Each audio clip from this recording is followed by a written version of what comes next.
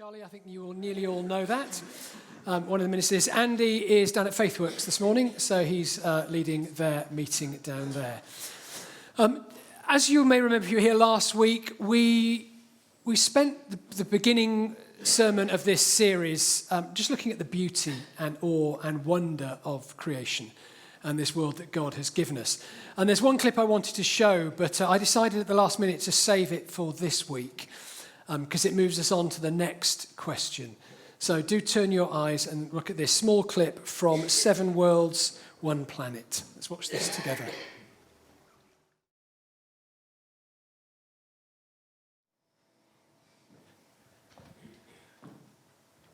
So let's pray. Quite punchy, isn't it? Quite hard-hitting. Last week we began this series, and we began in the right place because it's where Genesis begins. It's where the gospel story begins. Genesis chapter 1. God created this world and saw that it was good. And on the 6th day, it was very good. This is a beautiful, God-ordained, God-given creation that we have to live in and enjoy. But we know there's a problem, don't we? We can't hide from that anymore. We know that there is a problem with this world that we live in. And it's multiple causes and there are multiple consequences. And perhaps untangling them this morning isn't my job and it's going to be too difficult anyway. I mean, there are a number of issues on that screen up there. Plastic pollution might be one. We might also talk about migration. That perhaps belongs in this conversation. And there are a whole load of issues and a whole load of outcomes that are affecting our world at the moment. But by far the biggest one, and the one that is impacting all the others, is this. And it is greenhouse gas emissions. And we know this, I think, people, because I'm teaching you stuff that we've been talking about that's been in our news now for some time. And I'm not going to go into the detail this morning because that's what we've got the expert coming for next week. Had we managed it, I'd have swapped these 2 sermons round, but he couldn't make this Sunday, he can only make next Sunday. So we've got the expert coming next week to show us the facts, to present the statistics, to look at the IPCC data. And this is the chart from a report the IPCC produced, the Inter-Party Group on Climate Change, I think it stands for. I'm looking at Andy and he's nodding. This was a report from 2007, but there have been subsequent reports in 2013 and 2018. What you're looking at on the screen is the number of carbon dioxide particles per million, starting from 10,000 years ago, creeping up, creeping up, creeping up. And then can you see, almost as we get towards 0, there's this spike that you see in the breakout box.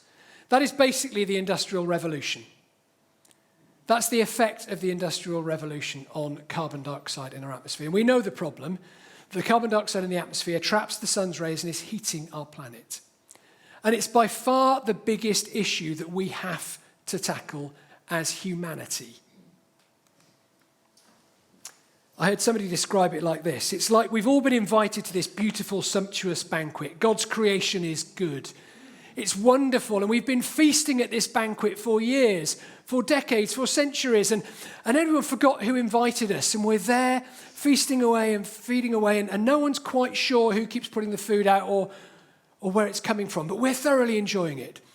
And it's as if somebody has finally pointed out, actually, who's going to pay the bill for this meal?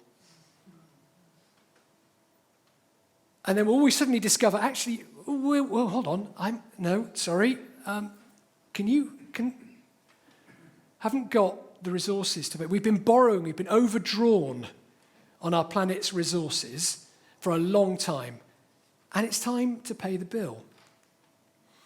Arosha are a Christian organisation looking at climate change, looking at our care of nature, and Dave Bookless is their UK director. And I read this book, I thoroughly recommend it to you, Planet-Wise by Dave Bookless, as part of my preparation for this. And he says this in the 2nd chapter. The scale of the crisis is larger than anything we have faced before. And unless we recognise this is a spiritual crisis, we will not be able to solve it. This is about our relationship with one another, our relationship with the planet, our relationship with God. This is spiritual at its heart. And we as a church, we have something to say on the spiritual life, don't we? So this is an area we need to be speaking into. Genesis chapter 1 that we looked at last week says this, verses 26 to 28. Then God said, let us make humankind in our image, according to our likeness. Let them have dominion over the fish of the sea and over the birds of the air and over the cattle and over the wild animals of the earth, over every creeping thing that creeps on the earth. So God created humankind in his image. In the image of God he created them. Male and female he created them. So he blessed them and God said to them, be fruitful and multiply. Fill the earth, subdue it, and have dominion over the fish of the sea, over the birds of the air, and over every living thing that moves on the earth.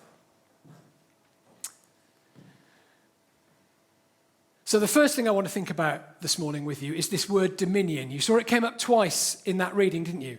The word dominion and the word subdue. It was Lynn White in 1967 who first made the explicit accusation that Christian theology has been part of the problem, not part of the solution. Now, I have to say that's been debated and discussed, but I think she makes a point that we need to hear. It's in the journal Science, and there's the reference there. She argues that we have wrongly understood dominion as domination, as the right that we can do what we want, because we've been given this resource by God, so we can use it, we can mine it, we can take it, we can get on with it. Animals, rocks, minerals, this world we've been given, we have dominion over, and it's ours to use as we please. I want to suggest to you this morning that that is not a good understanding of the word dominion. That is a corruption of the understanding of the word dominion. In case you think I'm on my own in this, the Archbishop of Canterbury said this recently. The idea of dominion has been interpreted by some Christians to mean that we can do whatever we want to the land, that it's ours to exercise our control and power over, whatever the cost. Yet this is profoundly mistaken and fails to note the heavy responsibility laid on human beings and their complete interdependence with creation, which means there is no space for human flourishing outside the flourishing of the natural world. That understanding of dominion is a mistake. You see, dominion comes from, in the middle of that, if you read it, Rada is the Hebrew word, and it's the same word that's used to describe the rule of a monarch. So the dominion is the area that a monarch has domain over, that the monarch rules over. We are under the domain of Queen Elizabeth. This is her domain. We live. And the idea of kingly rule from the Old Testament is of a king who wants the best for their subjects, the flourishing of their subjects, is looking to find ways to enhance the life of their subjects, to look after and care for their subjects. It's not to take and oppress and exploit, although many kings and rulers have done that through history. That is not the biblical mandate for leadership or dominion. It is actually to care for and nurture and support. So when the writer of Genesis says we are to have dominion over, we're to have to rule over, it is with that sense of ruling, not to dominate, but to provide for and to care for and work in partnership with. Walter Brueggemann, heavyweight Old Testament theologian, in his commentary on Genesis said this: a Christian understanding of dominion must be discerned in the way of Jesus of Nazareth. The one who rules is the one who serves. Lordship means servanthood. So as Christians, when we think of what it means to have domain over, to rule over, to have responsibility, our supreme example is that of Jesus. And look at the way Jesus ruled. So if we are to care for and look after and rule and have dominion over the creation, it is with this sense of dominion, not domination. So perhaps a better translation might be stewardship. Or so often, I love the way Eugene Peterson renders it, because behind his translation is an understanding of the issues. And he chooses to translate it, be responsible for the fish and the sea and the birds. Isn't that a better translation? That actually we are called to care for and have responsibility for. The next issue is perhaps Genesis 3, and I'm trying to unpack some of the spiritual roots of this and motivate us to action. When we look at Genesis 3, you'll be familiar with that story, I guess. It's the story of Adam and Eve and the serpent and the apple. I didn't want to read it this morning because there's a lot in there that's complicated and difficult, and I didn't want to get into this morning. But I do want to point out something really important within that passage. That passage is rightly about a broken relationship between God and humanity. It absolutely is. It's about the way the relationship between God and humanity has become broken. And we live out of relationship with God. That is an absolute fact. But if you look at the story, there are other broken relationships as well. It is not just that one relationship that is broken if you read the narrative. There are several broken relationships that are related to in that story. The relationship between God and humanity, but also the relationship between human beings. Adam and Eve arguing, oh, she made me do it. It's her fault. And the beginning of a battle of the sexes begins to emerge, the breakdown of relationships between humans.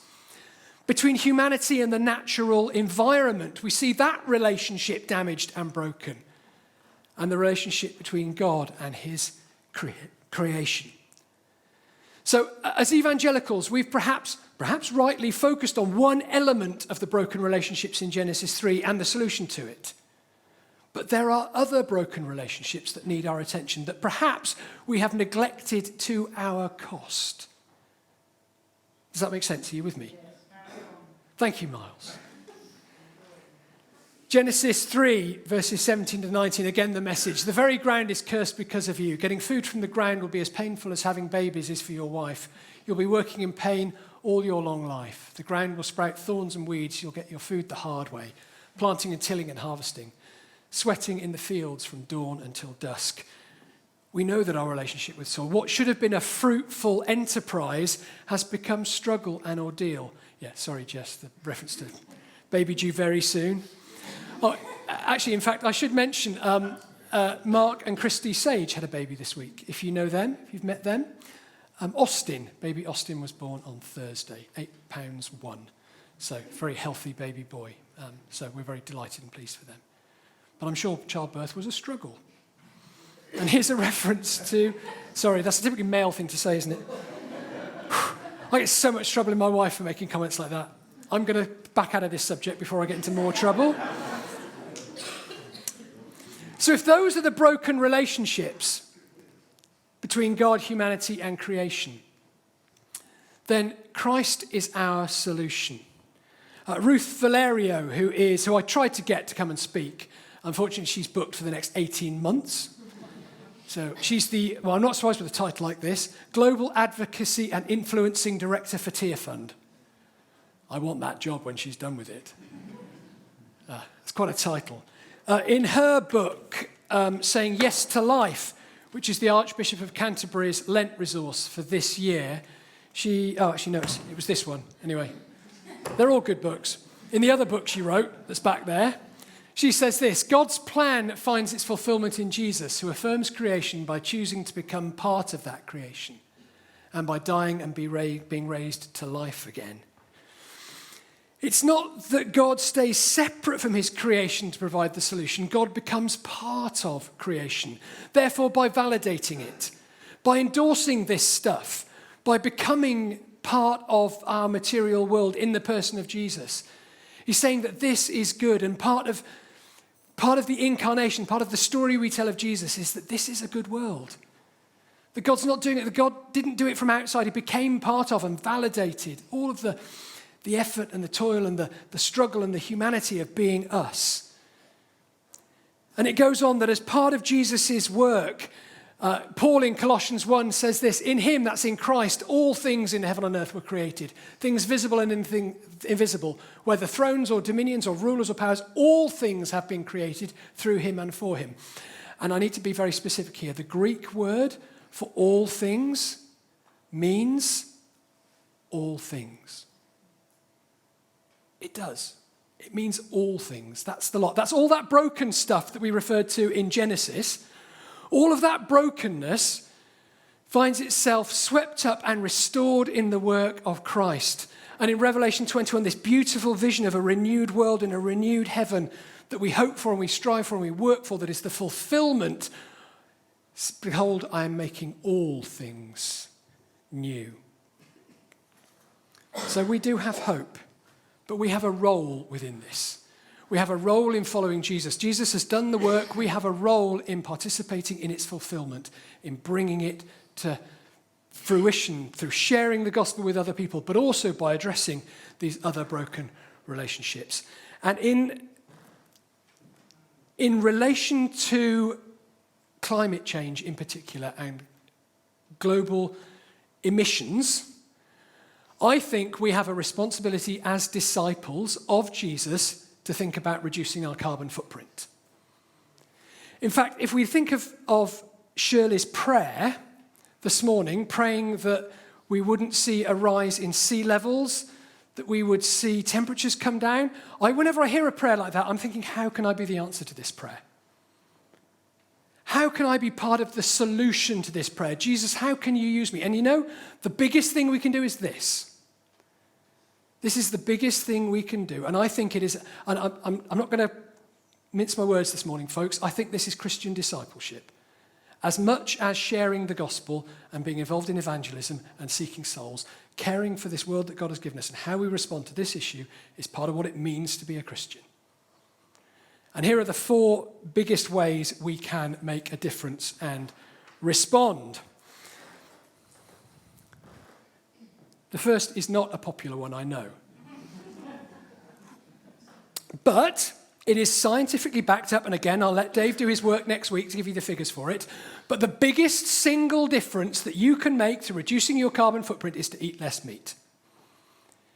Absolutely scientifically proven. Now, that doesn't mean that all of us need to suddenly jump ship and become vegetarians or vegans. But I have to say, in the last 6 months of studying this, Sarah and I have pretty much gone vegetarian. So, you know, I don't want to stand up here, because the part of it was I didn't want to stand up here and tell you something that I wasn't prepared to do and try myself. Because as a preacher, you've got to smoke what you're selling. All right? So for the last 6 months, we've been trying to do this. This is from the FAO report. I can't remember what the acronym FAO stands for. Forgive me, it's a United Nations panel. But they said this: meat is one of the top 2 or 3 most significant contributors to the most serious environmental problems of every scale from local to global, contributing to degradation, climate change, air pollution, water shortage, water pollution, and loss of biodiversity. The biggest thing we can do is to commit to eat less meat. Start with a meat-free Monday. If that's what you can manage at the moment, if you're a committed carnivore, start there. And then move on and see what that feels like for a few months. Ruth Valerio, name again, in her Bible study on environmental issues, suggests these as responses. Consider swapping a meat-based meal for one meatless one each week. We could probably do that, couldn't we, as a starting point? If possible, subscribe to an organic veg box delivery. I'm currently having a row with Sarah. She's discovered the £1.50 rotten veg box from Lidl. You have to eat it within half a day or the whole lot goes off. But it's £1.50! Great for soup, by the way. No good for anything else. Or there's the £35 organic Riverford veg box that I want. It's a live discussion. Grow some of your own food this year, even if it's just herbs in a pot, if you're short of space. Do we have a local farmer's market or farmer's shop we could use? Try to buy meat, fish, and seafood that is free-range organic or freedom food. We know this. We know the way animals are reared. We've seen the images long enough. We know what happens to male baby chicks, part of the egg process. We know what happens to pigs. We like our bacon. I love my bacon. I've missed bacon. Bacon.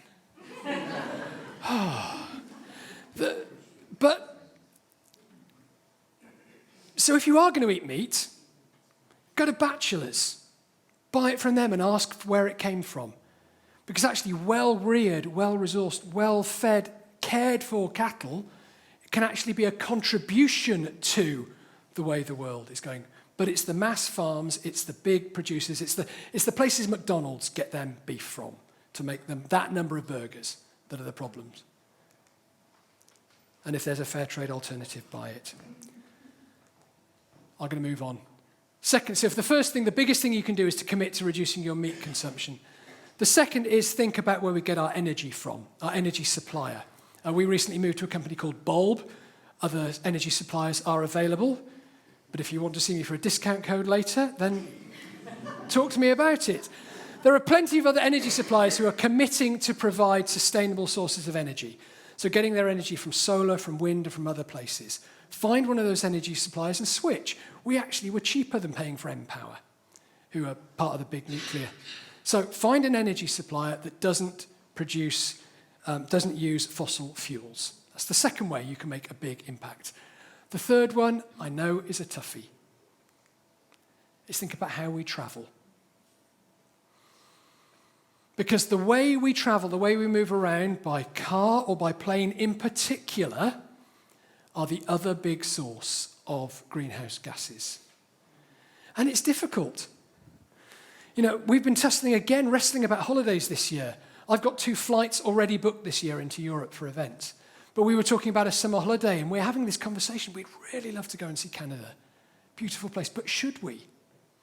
Is that the right thing to do? Or actually, we're going to fly next year because some friends of ours are moving out to the States, and we want to go and visit them. So actually, we've agreed that we're going to not fly this year for our summer holiday with the family because we're going to save that for next year. We are still going to fly, not signed a no-fly pledge, but we need to think about how we're doing it and doing it sensibly. Now that's Sarah and I, that's the way we've worked it out. But it is, and I'm afraid all of the adjustments you can make to your home, all of the things you can do to your car, it kind of get wiped out by 1 flight a year, folks. That's what the statistics say. So do you need to fly? Think about it. I want to put that on the table. We are later on in the series going to have a guy called Dave Nussbaum coming to speak. He's the former chair of the Worldwide Fund for Nature. He now chairs the Elders, so he works with Al Gore, with Ban Ki-moon, big hitters on the world scene. And he flies to his meetings. And he is fully aware of the challenge of climate change. So one of the questions I want to ask him is, Dave, how do you square that circle? Because some of us have to fly for business, I recognise that. But how do you deal with it as a Christian who's fully aware of the challenge and yet you still have to do this for your work? I want to hear his answer. Because actually it's not a simple issue, and I don't want to stand here and say that it's not without its complications or problems. But can we commit to trying to do this more and to living this way? Because it's the third biggest way we can reduce our carbon footprint. Ruth Valerio again. Instead of driving, can you walk, cycle shorter journeys? If you already do that, can you lengthen your idea of what is short? On fast roads, drive at 55 to 60 miles instead of 70 or more. Anticipate what's ahead of you. Don't brake. I'm starting to do that. I'm getting old these days. I no longer drive at 90 on the motorway. I'm putting along at 60. Listen to the radio. Can you holiday in the UK instead of abroad this year? Or could you travel by train? Challenges. We won't all be able to do all of these things in one hit, and no one should try to, because you'll fall off the wagon. Pick 1 or 2 areas you think you can make a difference and go for it.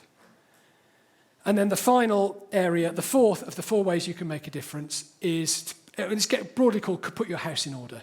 LED light bulbs, recycling, insulation, thinking about your domestic dwelling, how you live.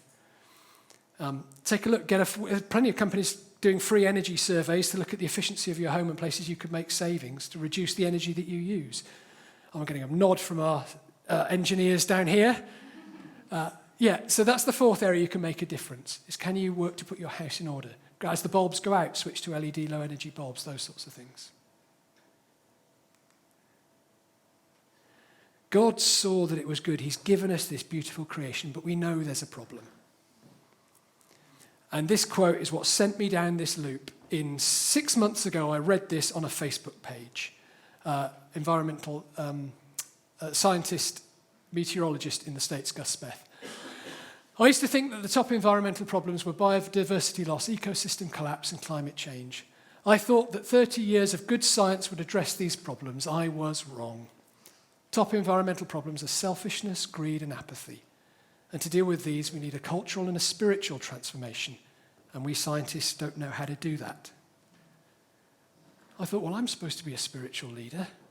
I'm supposed to talk about these things. Perhaps it's time I threw my voice into this mix and said, let's think about this, folks, as a community, as a church together. How can we do this as a church better? Elders, trustees, how as a church can we think about our carbon output? As individuals, as families, as members of the church. It's too late for the white rhino. I remember in the 80s the Save the White Rhino campaign. I remember it vividly. And when you watch, there's a longer 6-minute segment on the rhino on the BBC website, and when you watch it, he talks about the last pair of white rhinos and the efforts that are being done to conserve them. And then he goes and he shows you the graves of the rhinos that have died recently, and he then says, this is the grave of the last male white rhino because these two are female. And at that point, the penny drops. And you realize, therefore, we've wiped out. We are the top predators on this planet. We're not personally responsible. None of us pulled the trigger. I know that. But it's too late for the white rhino. But what I love about that clip that we started with was for the one story that was so heartbreaking, there were 3 stories of hope, weren't there? And as we address this, we have to live as people as hope, because the gospel is about hope and salvation and all that God is calling us to do to work for that and within that. And I loved the fact that there were 3 stories of 3 animal groups who were nearly wiped out but are now recovering because we made a commitment to do it. We didn't get caught by apathy. We didn't get caught by greed. We didn't get caught by complacency. That the world decided it was going to do something, and we made a difference and decided to bring hope and light and salvation to those 3 parts of the all things of creation.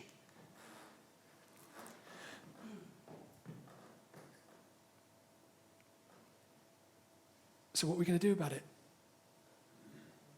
Let's pray.